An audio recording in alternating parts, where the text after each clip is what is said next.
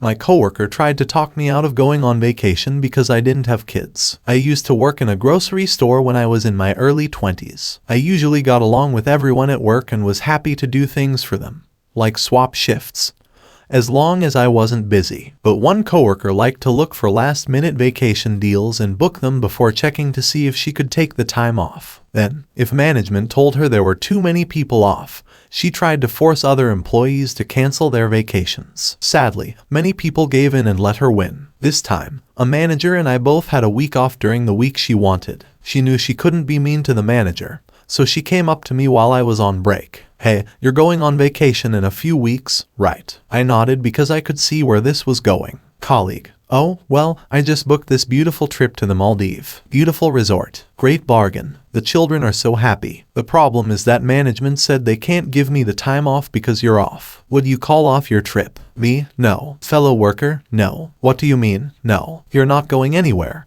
because you never do. What does it matter if you take your vacation a week later?" "I actually have plans," I said. "Yeah, he's probably sleeping," said a coworker. "That isn't a plan. After all the good things I've done for you, you're so self-centered." Me: "You've never done me any favors. I've swapped shifts with you a few times over the years, including on New Year's Eve because you said you wanted to spend time with your kids. But whenever I ask you to swap shifts, you always say no." "Well, you don't have kids," said a coworker. "When you go on vacation doesn't matter. My kids are really looking forward to this holiday. You'll make them angry, and I already paid my deposit. If I cancel now, I'll lose it." Me: "You might have wanted to make sure you could take the time off before you booked the trip. You're such a selfish bee," said a coworker. "What are you doing that is so important that you won't take a vacation?" Me: "I'm going to a wedding for my cousin." "What? For a whole week?" asked a coworker. "That's nonsense." Me: "Actually, I plan to spend most of the week catching up with my family up there. I haven't seen them for a long time." "Well, it's just a cousin," said a coworker. "They aren't important, and it's your fault if you haven't seen them in years. You could always see them. I need the week off more than you do." She kept peeing and crying, calling me selfish and demanding that I cancel my vacation. She tried to get me to give in by telling me how excited her kids were, how sad they would be if they couldn't go, how I would make them cry,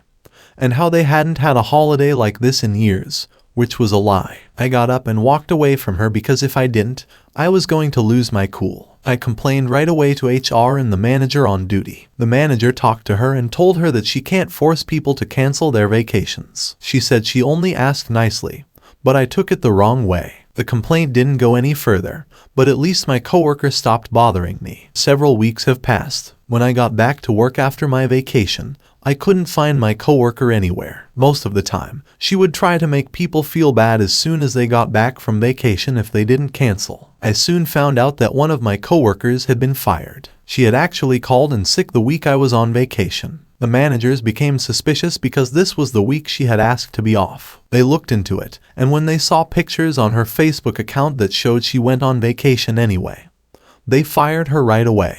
Am I a bad person for telling my family how many men, on average, my sister has slept with since she revealed that our youngest brother was a virgin? This evening, we had dinner as a family. My family has 4 kids. My oldest sister and my youngest brother had a small fight, at least to me. It seemed like my sister was being very rude because she was angry and losing the argument. They were so caught up in their fight that they didn't notice that the rest of us were getting tired of it. Eventually, "Shut up. I'm not going to argue with a 22-year-old virgin," my sister said when she had enough. Up until that point, my brother hadn't attacked me in any way, so it was totally out of the blue. My sister is a mean drunk, so I think it might have been the alcohol. Anyway, I told my sister right away to grow up and stop making a fool of herself. She told him that everyone knows he's a virgin and that she didn't say anything wrong. This made me angry because my brother has low self-esteem and doesn't need to be made fun of in this way. So I told her that while she was in college, she slept with well over 100 men. And since everyone in the family knows this, it shouldn't be a big deal, right? Her husband didn't know this, it turned out. Surprisingly, I thought he must have known. He was angry when he left the party because, he said, my sister lied to him about her past. My family is blaming me for the problems in their marriage. I don't want to believe I did anything wrong. My sister made fun of him in front of everyone. I just gave her a taste of what she was asking for. I'm so sorry you're going through this. I can't imagine how difficult it must be to see your family members make the same mistakes over and over. But I'm glad you're brave enough to say something. It's not easy to tell people that they're doing something wrong, but it's the right thing to do. I was wondering if you could share some tips on how to get through this situation. No ma'am, your kid can't stab my dog. Okay, so I was talking with my current GF and told her about this story that happened about 3 years ago. For context, I have a German Shepherd named Deuce. I got him as a gift when I was 21. And he is now 26 and the nicest dog you'll ever meet. He's nice around other dogs. I've never seen him bite anyone, and he loves kids. That's important for later. At the time, I was fresh out of college and had recently gotten a job at a tech company. I moved out into my current neighborhood because it was not only close but had ample backyard space since Deuce loves to run. I found a house and moved there. About a month after moving in, I saw one of my neighbors outside. A nice older fellow we'll call Hank. I approached Hank and struck up some friendly small talk before telling him about Deuce. His face immediately became worried and he said, "You might want to keep him inside. Karen hates dogs." I asked who that was, and he pointed to the house on the other side of mine and explained that she absolutely despises dogs and once called the police on a man walking his dog, accusing him of intentionally pooping on her lawn. I, of course, decided to laugh this off, said goodbye to Hank, and went back inside to check on Deuce. Fast forward a week and I let Deuce out in the backyard to run, watching him to make sure he didn't try to climb over the fences. He had tried doing this when my parents were watching him. I then see a kid approach Deuce from the other side of the gate. We'll call him LG, for Little Goblin. So Goblin called over to Duke saying doggy doggy, and I thought it was cute, so I went over to say hello when I realized he had a wooden stake in his hand. He then slashed at my dog with it when he got close enough. But since he's a kid, his stubby arms couldn't reach Deuce through the fence before I called him back. I then went over and asked him what he was doing. I wasn't even yelling. I had just raised my voice a bit. The kid, having realized he had been caught, threw the stake near his shed and ran back inside. I didn't think much of it and let Deuce back inside to double check to make sure he was alright. That's when I heard a knock at my door. I opened and, of course, there was Karen with her little goblin behind her. "Are you the one who yelled at my kid?" I took a deep breath and said, "I didn't yell at him, but I did raise my voice to H." She cut me off, saying, "How dare you yell at my baby?" I then tried to explain, "Well, miss, your baby. You tried stabbing my dog." She looked over my shoulder and saw Duke laying on the couch. "No, he did not. My little gremlin would do no such thing. Besides, even if he did, your dog probably had it coming." This is when I started to lose my cool a bit and simply said, "What?" She then went into a rant about how that type of dog is dangerous, and how people like you are the reason people get mauled by dogs. I simply just ignored her and said, "Bye," before closing the door in her face and giving Deuce a treat. About an hour later, there's another knock at my door. I roll my eyes, thinking it's Karen again, but I'm surprised when it's the police. I open the door and say, "How can I help you, officer?" I see Karen standing behind them with a crap-eating grin on her face. "Officer 1, we got a report that your dog attacked this child. Is this true, sir?" I, having realized what Karen did, said, "No, officers, her child attempted to stab my dog. She should have been watching him." Officer 2, can you back up that statement? Me, sure, check near her shed. You'll see the wooden stake. The officers checked and found the stake, but for some reason, they still weren't 100% convinced. Officer 1, can we see the dog in question? I call out to Deuce, and he comes running out, excited to meet the new people. I gave him some commands and he gladly did them in front of the cops. Me, see, he's a very obedient dog. He would never hurt a kid. I then, from behind me, heard, "It's true." I turned to see Hank. He had been out mowing his backyard and saw the entire thing. "Hank, I saw it with my own eyes. The kid had something in his hand and tried using it on the dog." The cops then asked Karen for her side of the story and she made up some obviously fake lie about how she spied on her kid for playing too loud and should be arrested for child endangerment. The cops looked at each other, apologized, turned to Karen, and gave her a fine for lying to the police. Karen was in disbelief that her story that she threw together in 5 seconds didn't work. For the next week or so, anytime I let Deuce out, I would watch him very closely. I got a few dirty looks from Karen and an email from her saying she was going to sue me for child endangerment and emotional distress, but nothing ever came of it. Me and Hank still talk about this event and laugh about it to this day. I'm so sorry this happened to you, Hank. Deuce is a good dog. He doesn't deserve to be treated like that. I know what it's like to have your dog attacked, but I also know how important it is to stand up for them when they're being attacked by another animal or person. You did the right thing by defending your dog and refusing to let the lady go until police arrived. I'm sure LG will get what's coming to her, But in the meantime, I hope Deuce has a speedy recovery. My parents canceled my 14th birthday party so they could spend more time with my younger, spoiled brother. When I told everyone at school that I'm 20 and that it happened when I was 14, I brought it up again. My brother is about 6 years younger than I am, and because he was diagnosed with high-functioning autism when he was 4, my parents took care of him even more. But besides that, he seems pretty normal. He's just so spoiled. He used it a lot to get what he wanted. And by a lot, I mean almost always. He had to have everything I had. So, we had 2 of almost everything that wasn't something we shared. And if he had something I didn't, he would show it to me in any way he could. I asked my parents for a 3DS for my 12th birthday when I was 11. I got one. But I was told that if my brother ever wanted it, I had to give it to him or it would be taken away. It was a lot of that. When my aunt came to visit, she saw my parents take my 3DS away from me and give it to my brother. When she found out, she let them have it for being so unfair. They gave my 3DS back right away, but when my aunt left, they blamed me for what happened. They didn't force me to give it to my brother again, though. Instead, my parents went out a few days later and surprised my brother with a second 3DS. My brother made a big deal because it wasn't all about him when it was my birthday or someone else's. He even said out loud that he was upset that he wasn't going to get any gifts or get to blow out the candles on the cake. At those parties, my parents found out the hard way that they couldn't help my brother as much as they would have liked to, and some of them even kicked them out for trying. Because of that, no one at his school invited him to any more birthday parties. My parents always made my life revolve around my little brother, so my birthdays were some of the only times I could be myself. And the year before this story happened, my parents paid more attention to him on my 13th birthday than they did to me. Even asked me if I would let his sad, pouting brother blow out my candles for him. I said no because I wanted to be the one to blow out the candles. At first, they called me a spoiled brat. But then my aunt stepped in and told them again that they were being unfair to me, and told me how much she had noticed that, because he's autistic, my brother gets almost everything between us. No one else there helped my parents except for my brother, who was still crying because he couldn't blow out my candles. He didn't get what he wanted, so he tried to spit on my cake just to be mean. But luckily, my great aunt stopped him before he could do it. Then I told him off until he cried and ran to my mom. My parents got a lot of flack from the other adults there, so they promised to never ask me to let my brother blow out my candles again. But for the rest of the party, they pretty much just did what they were told. From that point on, my aunt pretty much took care of everything. The next year, a couple of weeks before my birthday, my parents sat me down and told me they were still going to get me some gifts and a small cake, but my birthday party was basically canceled to keep my brother from having another meltdown. I told them I couldn't believe they were treating me like this, but they didn't seem to care. So, I told my friends, teachers, and even my school counselor at school over the next week. All of them were shocked by how careless and cruel my parents were. Even the vice principal found out and tried to make me feel better. And my parents found out about all of this through social media. Because I told so many people,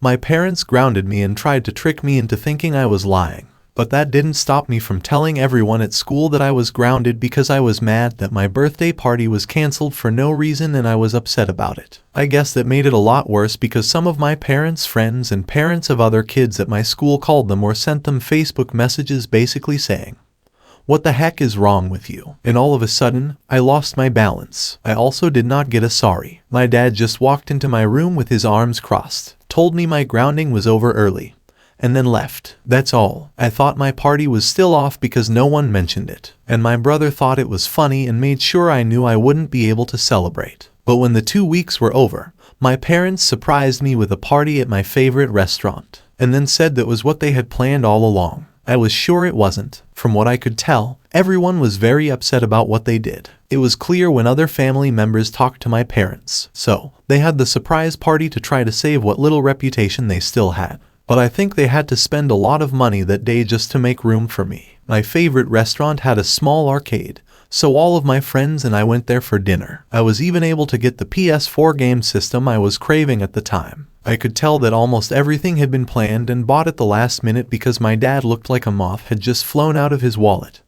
As my aunt joked, my brother made a big deal out of the fact that I got a surprise party. But since so many of my friends and their parents were there, my parents finally told my brother to stop throwing a fit because he didn't want to let me eat my cake. My brother got a timeout for the first time since he was a toddler, and my mom had to stay with him to make sure he didn't do anything crazy. And he did try to run to the cake or the pile of presents more than once. Who knows what he would have done if there hadn't been at least one adult watching him all the time to keep him away. Even my dad stood guard. My mom had to leave the party with my brother and leave the party with him. She took my little brother to a nearby McDonald's so he could play in their play area. I found out later that she tried for at least an hour to get him out of the tube structure in the playground. He only did it because he had to go to the bathroom, and then he tried to run back in. While I still lived with them, my parents never tried to change my birthday again. They never worked as hard or spent as much money again. For the last 4 years I lived with them. My birthday parties were at a local pizza place with a cake that didn't even have my name on it. I never got anything as expensive as a new video game system again.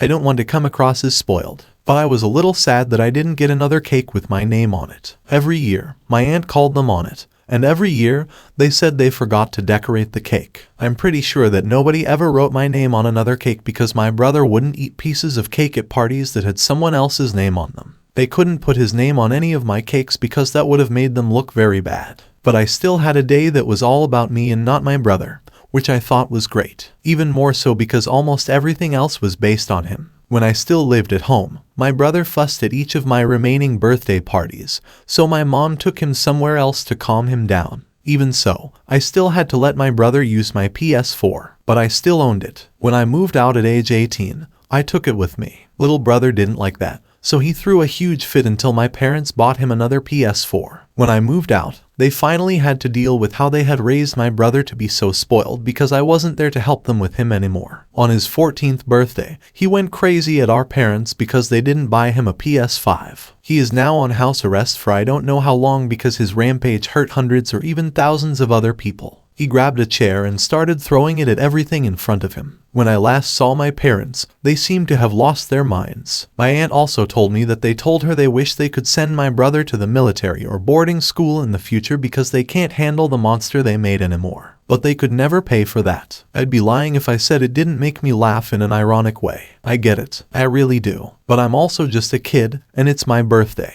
What if I want to celebrate with my friends? What if I want to go to a party? When your parents cancel your birthday party for one of your siblings, it can feel like you're being punished for being born first or older. You might even think that the world has stopped turning because of it. But you are wrong. The world keeps on spinning. Even when your parents cancel your birthday party and give all their attention to your younger brother, sister instead. So what should you do? Don't let them ruin your day. Do whatever it takes to keep yourself happy and occupied on your birthday. Go out with friends, take a trip, read a book, bake something delicious, watch a movie, learn how to play chess.